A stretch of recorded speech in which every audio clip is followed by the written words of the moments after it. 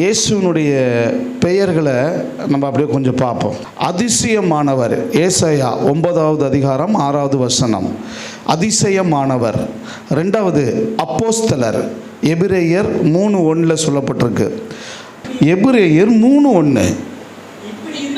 இப்படி இருக்க பரம அழைப்புக்கு பங்குள்ளவர்களாகிய பரிசுத்த சகோதரரே, நாம் அறிக்கை பண்ணுகிற அப்போஸ்தலரும் பிரதான ஆசாரியுமாய் இருக்கிற கிறிஸ்து இயேசுவை கவனித்து பாருங்கள். புரிஞ்சுச்சா? அவருக்கு என்ன பேரு? அப்போஸ்தலரும் பிரதான ஆசாரியுமாகிய கிறிஸ்து இயேசு. அருணோதயம். என்னது? அருணோதயம்னு அவருக்கு ஒரு பேர் இருக்கு. லூக்கா 1வது அதிகாரம் 79வது வசனம். அப்புறம் அல்பாவும் ஒமேகாவும் வெளிப்படுத்துதல் 1வது அதிகாரம் 8வது வசனம். ஆட்டுக்குட்டியானவர் வெளிப்படுத்துதல் 17வது அதிகாரம் 14வது வசனம். ஆத்தும நேசர் உன்னத பாட்டு 3வது அதிகாரம் 1லிருந்து 4 வரை. ஆதியும் அந்தவுமானவர் வெளிப்படுத்தல் 22:13 பார்க்க முடியும். ஆபிரகாமின் குமாரன் மத்தேயு 1வது அதிகாரம் 1வது வசனம். ஆலோசனை கர்த்தர் ஏசாயா 9வது அதிகாரம் 6வது வசனம். இம்மானுவேல் ஏசாயா 7வது அதிகாரம் 14வது வசனம். இரட்சகர் 2 பேதுரு 2வது அதிகாரம் 20வது வசனம்.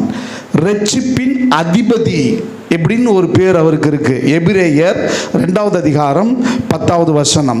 இரட்சண்ய கொம்பு அப்படின்னு அவருக்கு ஒரு பேர் இருக்கு. லூக்கா 1வது அதிகாரம் 75வது வசனம். இஸ்ரவேலின் பரிசுத்தர் அப்படின்னு அவருக்கு ஒரு பேர் இருக்கு. ஏசாயா 54:5 பார்க்க முடியும். இஸ்ரவேலை ஆளுகிறவர் அப்படின்னு அவருக்கு ஒரு பேர் இருக்கு. மீகா 5:2. அது மாத்திரம் இல்ல, இஸ்ரவேலின் ஆறுதல் அவருக்கு ஒரு பேர் இருக்கு. லூக்கா 2வது அதிகாரம் 25வது வசனத்தில் பார்க்க முடியும். இஸ்ரவேலருடைய நியாயாதிபதி அப்படின்னு அவருக்கு ஒரு பேர் இருக்கு. மீகா 5வது அதிகாரம் 1வது வசனத்தில் பார்க்க முடியும். இஸ்ரவேலின் ராஜா அப்படின்னு அவருக்கு ஒரு பேர் இருக்கு. யோவான் 1வது அதிகாரம் 49வது வசனம். ஈசாயின் வேர் அப்படின்னு அவருக்கு ஒரு பேர் இருக்கு. ஏசாயா 11வது அதிகாரம் 1வது வசனத்திலிருந்து 10வது வசனம். உடன்படிக்கையின் தூதன் அவருக்கு ஒரு பேர் இருக்கு. மல்கியா 3:1 என்னது? உடன்படிக்கையின் தூதன் என்று சொல்லி மல்கியா 3:1 அவருக்கு ஒரு பேர் இருக்கு. உண்மையுள்ள சாட்சி என்று வெளிப்படுத்துதல் 1வது அதிகாரம் 5வது வசனத்தில் அவருக்கு ஒரு பேர் இருக்கு. உயிர்த்தெழுதலும் ஜீவனும் மாணவர் அப்படின்னு அவருக்கு யோவான் 11வது அதிகாரம் 25வது வசனத்தில் ஒரு பேர் இருக்கு. உலகத்தின் ஒளி என்று சொல்லி யோவான் 8வது அதிகாரம் 12வது வசனத்தில் அவருக்கு ஒரு பேர் இருக்கு.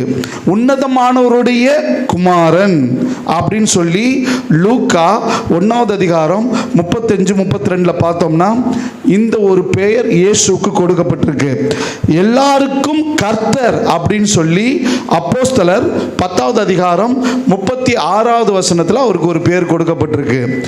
ஏக சக்கராதிபதி கேள்விப்பட்டிருக்கீங்களா? ஏக சக்கராதிபதி அப்படின்னு சொல்லி 1 தீமோத்தேயு 6வது அதிகாரம் 15வது வசனத்தில் இப்படி ஒரு பேர் அவருக்கு கொடுக்கப்பட்டிருக்கு. ஒரே பேரான நேசகுமாரன் என்று யோவான் 3வது அதிகாரம் 16-18 கொடுக்கப்பட்டிருக்கு. கண்காணி என்று சொல்லி இயேசுவுக்கு 1 பேதுரு 2வது அதிகாரம் 25வது வசனத்தில் அவருடைய பெயர் கொடுக்கப்பட்டிருக்கு. கர்த்தருடைய தூதன் யாரா? கர்த்தருடைய தூதன் என்று சொல்லி யாத்திரையாகமம் 3வது அதிகாரம் 1வது வசனம் 2வது வசனத்தில் சொல்லப்பட்டிருக்கு. அவருக்கு கண்மலை அப்படின்னு சொல்லி இன்னொரு பேர் இருக்கு. 1 கொரிந்தியர் 10வது அதிகாரம் 4வது வசனத்தில் பார்க்க முடியும். கிறிஸ்துவானவர் அப்படின்னு சொல்லி இயேசுவுக்கு ஒரு பேர் இருக்கு. கொலோசியர் 1வது அதிகாரம் 27வது வசனத்தில் பார்க்க முடியும். சத்திய சாட்சி அவர் பேர் என்னது? சத்திய சாட்சின்னு சொல்லி வெளிப்படுத்தல் 3:14 பார்க்க முடியும். யோவான் 18:23 பார்க்க முடியும். அப்புறம் சத்தியம் உள்ளவர் அப்படின்னு சொல்லி அவருக்கு ஒரு பேர் இருக்கு. 1 யோவான் 5வது அதிகாரம் 20ஆம் வசனத்தில். அப்புறம் சமாதான கர்த்தர் அப்படின்னு சொல்லி ஆதியாகமம் 49:10 அவருக்கு ஒரு பேர் இருக்கு. சமூகத்தின் தூதனானவர், என்னதான் சமூகத்தில் தூதனானவர் அப்படின்னு சொல்லி ஏசாயா 63வது அதிகாரம் 9ஆம் வசனத்தில் 10ஆம் வசனத்தில் சொல்லப்பட்டிருக்கு. ஆமென். சமாதான பிரபு ஏசாயா 9வது அதிகாரம் 6வது வசனத்தில் சொல்லப்பட்டிருக்கு. சமாதானத்தின் ராஜான்னு இன்னொரு பேர் இருக்கு. அது என்ன தெரியுமா? எபிரேயர் 7வது அதிகாரம் 2ஆம் வசனத்தில் சொல்லப்பட்டிருக்கு. சர்வத்துக்கும் மேலான தேவன், என்னவா? சர்வத்துக்கும் மேலான தேவன் என்கிற ஒரு பெயர் ரோமர் 9:5 அவருக்கு கொடுக்கப்பட்டிருக்கு. சர்வ வல்லமை உள்ள கர்த்தர் அப்படின்னு சொல்லி வெளிப்படுத்தல் 1:8 கொடுக்கப்பட்டிருக்கு. சாரோனின் ரோஜா அப்படின்னு உன்னத பாட்டில் 2வது அதிகாரம் 1வது வசனத்தில் கொடுக்கப்பட்டிருக்கு. அவருக்கு சுதந்திரவாளின்னு ஒரு பேர் கொடுக்கப்பட்டிருக்கு. எபிரேயர் 1:2 பார்க்க முடியும். அவருக்கு இன்னொரு பேர் ஞானம். என்னது? ஞானம் என்று அவருக்கு பேர் சொல்லப்பட்டிருக்கு. நீதிமொழிகள் 8:12 பார்க்க முடியும். 9:1 பார்க்க முடியும். 1 கொரிந்தியர் 1:31 பார்க்க முடியும். அதுக்கப்புறம் தண்டனைகளை நீக்கி போடுகிறவர். இந்த பெயர் அவருக்கு செயலின் அடிப்படையில் அல்ல, அவருடைய பெயரின் அடிப்படையில் அங்கே கொடுக்கப்பட்டிருக்கு. என்னன்னு? தண்டனைகளை நீக்கி போடுகிறவர். மீகா 2வது அதிகாரம் 13ஆம் வசனத்தில் வசனத்தின் அடிப்படையில் கொடுக்கப்பட்டிருக்கு. அதுக்கப்புறம் அவருக்கு தாவீதின் குமாரன் ஒரு பெயர் கொடுக்கப்பட்டிருக்கு. லூக்கா 18வது அதிகாரம் 37வது வசனத்தில் அவருக்கு பெயர் என்னது? தாவீதின் குமாரன் என்று கொடுக்கப்பட்டிருக்கு. அடுத்தது தாவீதின் சந்ததி என்று என்ன பண்ணப்பட்டிருக்கு? வெளிப்படுத்தல் 22:16 அவருக்கு தாவீதின் சந்ததி என்று அவருடைய பெயர் சொல்லப்பட்டிருக்கு.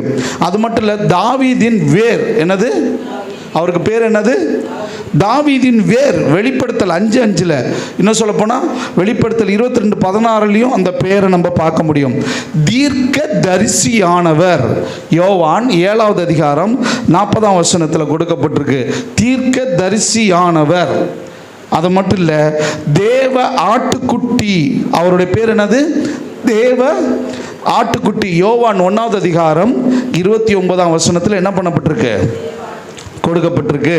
தேவகுமாரன் என்று சொல்லி அவருக்கு பல இடங்களில், உதாரணத்துக்கு லூக்கா 1:35, யோவான் 1:34, யோவான் 3:17, மத்தேயு 16:16, 3:17, 17:5 இதிலெல்லாம் என்ன பண்ணப்பட்டிருக்கு? அவர் தேவகுமாரன்ற பெயர் அவருக்கு கொடுக்கப்பட்டிருக்கு. ஏன் சொல்லப்போனால் அவருக்கு தேவன்னே பெயர் கொடுக்கப்பட்டிருக்கு. இயேசுவுக்கு என்னது?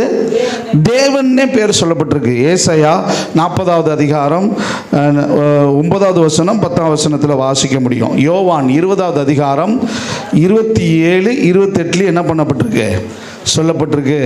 சரி, கர்த்தர் ஸ்தோத்திரம். கர்த்தருடைய நாமம் மகிமைப்படுவதாக. அப்படியே தொடர்ச்சியாக பார்த்தீங்கன்னா அவருடைய பெயர் தேவனுடைய கிறிஸ்து என்று லூக்கா 9வது அதிகாரம் 20ஆம் வசனத்தில் சொல்லப்பட்டிருக்கு. அவர் பேர் என்னது? தேவனுடைய கிறிஸ்து. அவருக்கு பேர் என்னதான்? தேவனுடைய கிறிஸ்துன்னு அவருடைய பேர் கொடுக்கப்பட்டிருக்கு. தேவனுடைய பரிசுத்தர்னு சொல்லி மார்க் 1வது அதிகாரம் 24வது வசனத்தில் என்ன பண்ணப்பட்டிருக்கு? தேவனுடைய பரிசுத்தர்னு அங்கே யாரை கோடிட்டுறாங்க? இந்த இயேசுவை தான் கோடிடுறாங்க. ஓகே, அவருக்கு பேர் என்னது? தேவனுடைய பரிசுத்தர். அடுத்தது தேவனுடைய வார்த்தை என்று அவருக்கு பேர் உண்டு. ஆமென். வெளிப்படுத்தல் 19:13 யோவான் 1:1 பார்க்க முடியும். இன்னொன்று தோழனாகிய புருஷன்னு சொல்லி சகரியாவில் 13வது அதிகாரம் 7ஆம் வசனத்தில் அவருக்கு ஒரு பேர் இருக்கு. என்னது? தோழனாகிய புருஷன். நசரேயன் சொல்லி அவருக்கு ஒரு பேர் இருக்கு. மத்தேயு 22வது அதிகாரம் 23ஆம் வசனத்தில் பார்க்க முடியும். நம்முடைய பஸ்கா என்று சொல்லி அவருக்கு என்ன இருக்கு? நம்முடைய பஸ்கான்னு சொல்லி அவருடைய பேர் இருக்கு. 1 கொரிந்தியர் 5வது அதிகாரம் 7வது வசனம். நல்ல மேய்ப்பன். என்னதான்? நல்ல மெய்ப்பன் சொல்லி யோவான் 10வது அதிகாரம் 11ஆம் வசனத்தில் பார்க்க முடியும். நித்திய ஜீவன் அப்படின்னு சொல்லி அவருக்கு பேர் என்னது? நித்திய ஜீவன் சொல்லி 1 யோவான் 1வது அதிகாரம் 2ஆம் வசனத்தில் பார்க்க முடியும். அவருக்கு நித்திய பிதா அப்படின்னு சொல்லி ஏசாயா 9வது அதிகாரம் 6ஆம் வசனத்தில் பார்க்க முடியும். நியாய பிரமாணிகன், என்னது? நியாய பிரமாணிகன் அப்படின்னு சொல்லி அவருக்கு ஏசாயா 33வது அதிகாரம் 22ஆம் வசனத்தில் கொடுக்கப்பட்டிருக்கு. நீதிபரர்னு சொல்லி இயேசுவுக்கு ஒரு பேர் இருக்கு. அப்போஸ்தலர் 7வது அதிகாரம் 52ஆம் வசனத்தில் யார் அவர்? நீதிபரர் அப்படின்னு அவருக்கு ஒரு பேர் இருக்கு. இன்னொரு பேர் என்ன அப்படின்னா நீதியா இருக்கிற கர்த்தர்னு ஒரு பேர் இருக்கு. என்ன அவர் பேர்? என்னது? நீதியின் சூரியன். மல்கியா 4வது அதிகாரம் 2ஆம் வசனத்தில் பார்க்க முடியும். நீதியின் ராஜான்னு இன்னொரு பேர் இருக்கு. அது எபிரேயர் 7வது அதிகாரம் 2ஆம் வசனத்தில் பார்க்க முடியும். நீதியுள்ள கிளை என்று அவருக்கு இன்னொரு பேர் இருக்கு. எபிரேயர் 23வது அதிகாரம் 5ஆம் வசனத்தில் பார்க்க முடியும். பரிசுத்தவான் அப்படின்னு சொல்லி இயேசுக்கு ஒரு பேர் இருக்கு. சங்கீதம் 16:10 பார்க்க முடியும். பரிசுத்தவான்களின் ராஜா அப்படின்னு சொல்லி வெளிப்படுத்தல் 15வது அதிகாரம் 3ஆம் வசனத்தில் அவருக்கு ஒரு பேர் இருக்கு. பரிசுத்த பிள்ளை யாரா? பரிசுத்த பிள்ளை என்று அப்போஸ்தலர் 4:30 2 யோவான் 3வது அதிகாரம் யோவான் 1:18 பார்க்க முடியும். பரிந்து பேசுகிறவர்னு அவருக்கு இன்னொரு பேர். 1 யோவான் 2வது அதிகாரம் 1வது வசனம். என்னது? பரிந்து பேசுகிறவர். அடுத்தது பிணை ஆளி. என்னவா? பிணையாளின்னு அவருக்கு ஒரு பேர் இருக்கு. எபிரேயர் 7வது அதிகாரம் பிணியாளி கிடையாது, பிணையாளி. ஆமென். எபிரேயர் 7:22 பார்க்க முடியும். பிந்தின ஆதாம் என்று சொல்லி அவருக்கு என்ன இருக்கு? 1 கொரிந்தியர் 15வது அதிகாரம் 45வது வசனத்தில் பார்க்க முடியும். 22 பார்க்க முடியும். ஓகேவா? பிரதான மூளைக்கல் அப்படின்னு சொல்லி அவருக்கு ஒரு பேர் இருக்குது. ஆமென். எபேசியர் 2வது அதிகாரம் 20ஆம் வசனத்தில் இருக்கு. Okay, fine. அடுத்தது பாருங்க, பிரதான மேய்ப்பர் என்று சொல்லி அவருக்கு என்ன இருக்கு? பேர் இருக்கு. ஆமென். என்னன்னு இருக்கு? பிரதான மேய்ப்பர் என்று சொல்லி 1 பேதுரு 5வது அதிகாரம் 4ஆம் வசனத்தில் அவருக்கு ஒரு பேர் இருக்கு. அடுத்தது பூமியின் ராஜாக்களுக்கு அதிபதி. அடுத்தது என்னது? பூமியின் ராஜாக்களுக்கு அதிபதி. வெளிப்படுத்துதல் 1வது அதிகாரம் 5ஆம் வசனத்தில் அவருக்கு அப்படி ஒரு பெயர் இருக்குது. அடுத்தது பெரிய மேய்ப்பர். என்னது? பெரிய மேய்ப்பர் அப்படின்னு சொல்லி எபிரேயர் 13வது அதிகாரம் 20ஆம் வசனத்தில் என்ன இருக்குது? சொல்லுங்களேன், என்ன இருக்கு? 13:20. ஆமென். அல்லேலூயா, அல்லேலூயா. நீங்கள் சந்தேகமாக பார்க்குறீங்க, வாச்சிடலாமா? எபிரேயர் 13:20. நித்திய உடன்படிக்கையின் இரத்தத்தினாலே ஆடுகளுடைய பெரிய மெய்ப்பரான நம்முடைய கர்த்தராகிய இயேசு கிறிஸ்துவை மரித்தோரிலிருந்து ஏறி வர பண்ணின சமாதானத்தின் தேவன். அவர் யாரா? அவர் யாரா? பெரிய மெய்ப்பர். பெரிய மெய்ப்பர்னு சொல்லி அவருக்கு ஒரு பெயர் இருக்கு. அடுத்தது மகா பிரதான ஆசாரியன். அவருக்கு இன்னொரு பேர் என்னது? எபிரேயர் 4:14 மகா பிரதான ஆசாரியன் என்று சொல்லி அவருக்கு ஒரு பேர் இருக்கு. அது மட்டும் இல்லை, அவருக்கு தொடர்ச்சியாக பார்ப்போம்னா மகிமையின் கர்த்தர் என்று சொல்லி அவருக்கு ஒரு பேர் இருக்கு. என்ன பேரு? மகிமையின் 1 கொரிந்தியர் 2வது அதிகாரம் 8ஆம் வசனத்தில் என்ன இருக்கு? அவர் பேர் என்னது? மகிமையின் கர்த்தர். அடுத்தது மத்தியஸ்தர்னு அவருக்கு ஒரு பேர் இருக்கு. இயேசுக்கு என்ன இருக்கு? 1 தீமோத்தேயு 2வது அதிகாரம் 5ஆம் வசனத்தில் அவர் மத்தியஸ்தர் என்று ஒரு பெயர் அவருக்கு கொடுக்கப்பட்டிருக்கு. அடுத்தது மரித்தோரிலிருந்து முதற் பிறந்தவர். என்னதான்? அவர் யாரா? மரித்தோரிலிருந்து முதற் பிறந்தவர். வெளிப்படுத்தல் 1வது அதிகாரம் 5ஆம் வசனத்தில் அவர் மரித்தோரிலிருந்து முதற் பிறந்தவர் அப்படின்னு சொல்லி அவருக்கு ஒரு பெயர் இருக்கு. அடுத்தது மனுஷகுமாரன் என்று சொல்லி அவருக்கு என்ன இருக்கு? யோவான் 5வது அதிகாரம் 27, 25 என்ன இருக்கு? மனித குமாரன் என்று சொல்லி அவருக்கு ஒரு பெயர் இருக்கு. அப்புறம் மீட்கும் பொருள் அப்படின்னு சொல்லி அவருக்கு ஒரு பேர் இருக்கு. என்னதான் 1 தீமோத்தேயு 2:6 பார்க்க முடியும். மீட்கும் பொருள் என்று சொல்லி அவருக்கு ஒரு பேர் இருக்கு. இதெல்லாம் யாரை பற்றி பேசுகிற? இதெல்லாம் யாருடைய பெயர்? இயேசு கிறிஸ்துவோட பெயர். பைபிளில் உள்ள இயேசு கிறிஸ்துவோட பெயர். அடுத்தது மீட்பர் என்று சொல்லி அவருக்கு ஒரு பேர் இருக்கு. யோபு 10வது அதிகாரம் 25வது வசனத்தில் என்ன இருக்கு? யோபு அப்படின்னா ஓகே, யோபுல பார்க்க முடியும். அடுத்தது முன்னோடினவர்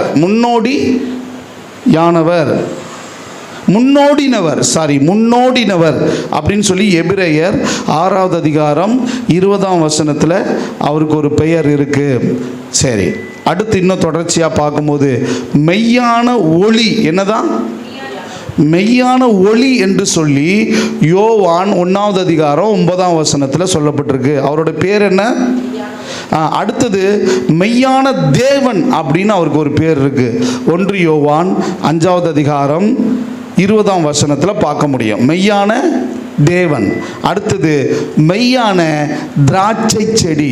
யோவான் 15வது அதிகாரம் 1ஆம் வசனத்தில் அவருக்கு பேர் என்னது? மெய்யான திராட்சை செடின்னு ஒரு பேர் இருக்கு. அடுத்தது அவருக்கு மெஸ்ஸியான்னு ஒரு பேர் இருக்கு. தானியேல் 9:25 பார்க்க முடியும். யூதருடைய ராஜான்னு அவருக்கு ஒரு பேர் இருக்கு. மத்தேயு 2வது அதிகாரம் 2ஆம் வசனத்தில் பார்க்க முடியும். யூத கோத்திரத்து சிங்கம்னு சொல்லி அவருக்கு ஒரு பேர் இருக்கு. வெளிப்படுத்தல் 5வது அதிகாரம் 5ஆம் வசனத்தில் பார்க்க முடியும். இயேசுவுக்கு இன்னொரு பேர் ராஜாதி ராஜா, கத்தாதி கத்தான்னு ஒரு பேர் அவருக்கு இருக்கு. 1 தீமோத்தேயு 6வது அதிகாரம் 15ஆம் வசனத்தில் பார்க்க முடியும். வல்லமையுள்ள தேவன் என்று சொல்லி இயேசுவுக்கு என்ன இருக்கு? ஏசாயா 9:6 பார்க்க முடியும். வழிவாசல் அப்படின்னு சொல்லி இயேசுவுக்கு என்ன இருக்கு? என்னதான்? யோவான் 14:6 பார்க்க முடியும். அவருக்கு வழிவாசல் என்கிறதான பெயர் இருக்குது. விசுவாசத்தை துவக்குகிறவர் அப்படின்னு சொல்லி அவருக்கு எபிரேயர் 12:1 அவருக்கு பேர் இருக்கு. விடிவெள்ளி நட்சத்திரம்னு சொல்லி வெளிப்படுத்தல் 22:16 அவருக்கு ஒரு பேர் இருக்கு. விடுவிக்கிறவர். யாரா? விடுவிக்கிறவர் என்று சொல்லி ரோமர் 11:26 அவருக்கு ஒரு பேரு இருக்கு. விரும்பப்படத்தக்கவர். எப்படியா? விரும்பப்படத்தக்கவர் என்று சொல்லி ஆகா 2:7 பார்க்க முடியும். அவருக்கு அப்படி ஒரு பேர் இருக்கு. அப்புறம் ஜீவப்பம், மெய்யான அப்பம் அப்படின்னு சொல்லி யோவான் 6:35 அவருடைய பெயர் இருக்கு.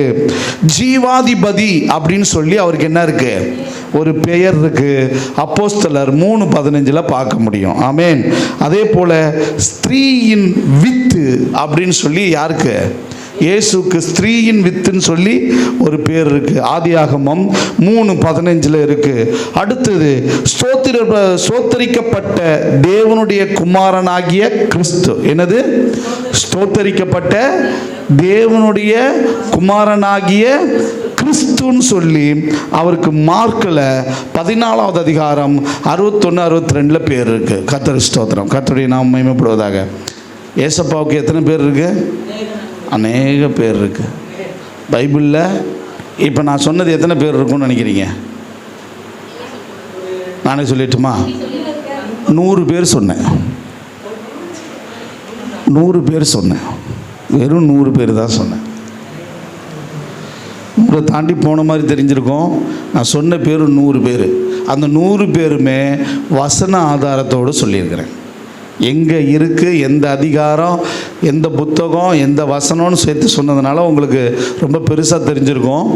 அப்போ இன்றைக்கி ஒரு விஷயத்தை நீங்கள் தெரிஞ்சுக்கிட்டீங்க. இந்த இயேசு கிறிஸ்துவினுடைய ரத்தத்தை குறித்து தியானிக்கும் போது நம்ம பொதுவாக என்ன சொல்லிடுறோம்? ராஜாதி ராஜா, கத்தாதி கத்தா, நஸ்ரேயன், ஆட்டுக்குட்டி, குற்றமற்ற ரத்தம் அப்படி என்னென்னமோ சொல்லிடுறோம். ஆனால் அவருக்கு இன்னும் இவ்வளோ பெயர்கள் பைபிளில் கொடுக்கப்பட்டிருக்கு. ஆமென். அல்லேலூயா. சரி, கர்த்தர் ஸ்தோத்திரம். இது உங்களுக்கு பிரயோஜனமாக இருந்திருக்கும்னு நினைக்கிறேன். ஒருவேளை நீங்கள் கேட்டது பிரயோஜனமாக இருந்திருக்கும். இதை நீங்கள் தெரிஞ்சுக்கணுன்னா தாராளமாக என்கிட்ட என்ன பண்ணிக்கலாம்? இந்த காப்பி என்ன பண்ணிக்கலாம்? ஜெராக்ஸ் எடுத்துக்கலாம், இல்லை எழுதிக்கலாம். கர்த்தருடைய நாமம் மகிமைப்படுவதாக. அப்படியே நாம் எழுந்திருந்து ஜெபம் பண்ணி முடிப்போம். யாராவது ஒருத்தவங்க ஜெபம் பண்ணி முடிங்க.